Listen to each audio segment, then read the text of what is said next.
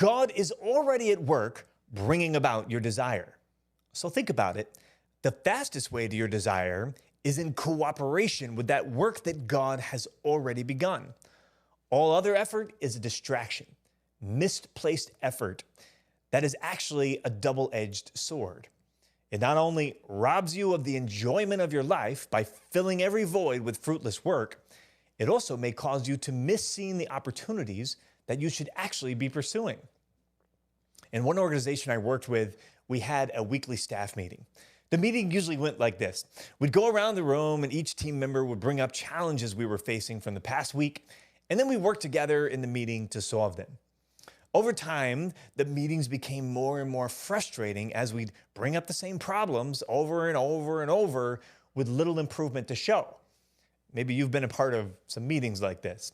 Or perhaps you've had ongoing conversations with a child or spouse that go the same way. You keep bringing up the problems, but things don't seem to get better. You apply what seems to be a lot of effort, but progress is hard to find. It's discouraging. It makes you feel like throwing in the towel. Everyone involved is demoralized. Well, that's how we started to feel in these weekly meetings until one day we hired a consultant. Now, he sat patiently in our staff meeting as we rehearsed all the problems we had, hoping a fresh set of eyes would come up with a solution that we'd been missing. But he didn't. In fact, after enduring just a few minutes of our depressing ritual, he posed a completely different question, one that caught us all off guard. He asked, "What's going right? Where is God doing something special in our organization?" Have you ever been a part of a dinner party, like having polite conversation, and someone brings up a topic way out of left field, or they propose some random board game that no one else has ever heard of? Well, that's what it felt like when this consultant broke our downward spiral with his strange question. But what happened next has stuck with me since that day. All of a sudden, people began speaking up around the table, sharing stories of special things that had been happening in our organization. Well, the whole vibe of the meeting started to shift as we recalled all the good things going on around us. But that wasn't even the best part. As we focused our conversation on where God was already moving in our organization, we noticed a pattern start to emerge. The hand of God was highlighting something, not by revelation or prayer, simply evidenced by things that were already going right in front of us. Then the conversation shifted. The consultant posed another question. Now, how can we get behind what God is already doing? And an action plan was developed, not by focusing on problems, but by getting in alignment with the work God was already doing among us. And let me ask you a question. How many days, how many meetings, how many years have you missed out on experiencing fruitful, productive work like me in those meetings when you were asking the wrong question? I know we often busy ourselves so much trying to solve problems that we missed opportunities right in front of us to join God in His work.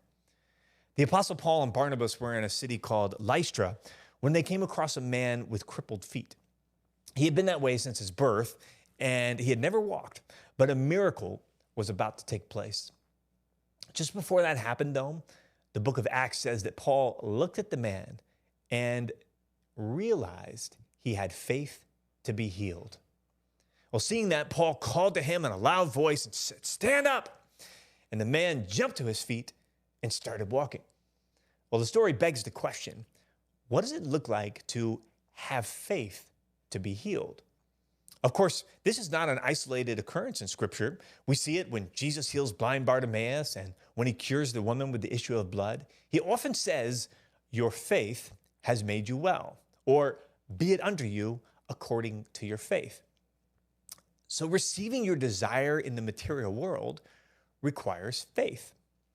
The Bible tells us that faith is the substance of things hoped for, the evidence of things unseen. It's like this spiritual substance, but it can be observed when a person has it. Enough that Paul and Jesus were able to see it on those whom they healed. So what does it look like? Well, let's look at blind Bartimaeus. because he heard from the crowd that Jesus was coming, and he thought to himself, like, this is it. This is my moment. He started shouting out, Jesus, Son of David, have mercy on me. He overcame all the people telling him to be quiet, all the people expecting him to just accept his lot in life. Bartimaeus was looking for his miracle. And when it came walking down the street, he wasn't going to let it pass him by.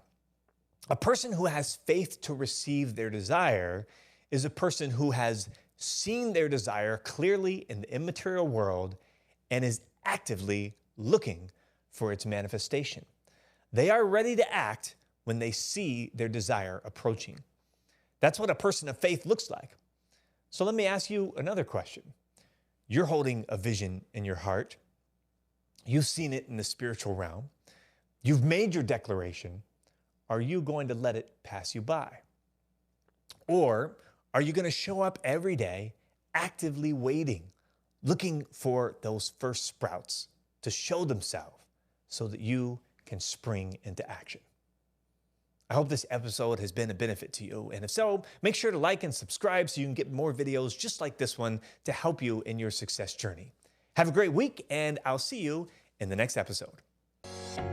Well, I hope you enjoyed today's episode. You know, great businesses and great leaders are built using effective communication. For more, go to speakingschool.com, grab my Elite Business Success Toolkit for free just for trying out our Speaking School membership. That's speakingschool.com. See you next time.